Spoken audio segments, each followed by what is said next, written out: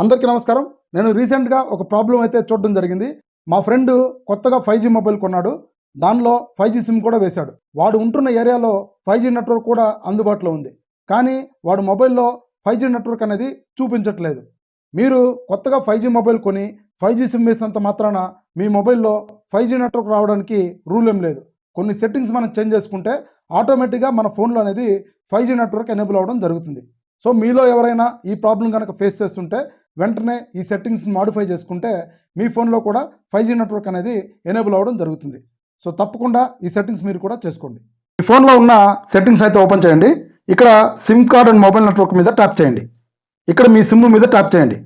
ఇక్కడ preferred network type ఉంటుంది, దాన్ని ట్యాప్ చేయండి. ఇక్కడ ఇన్బిల్ట్గా 4Gలో ఉంటుంది.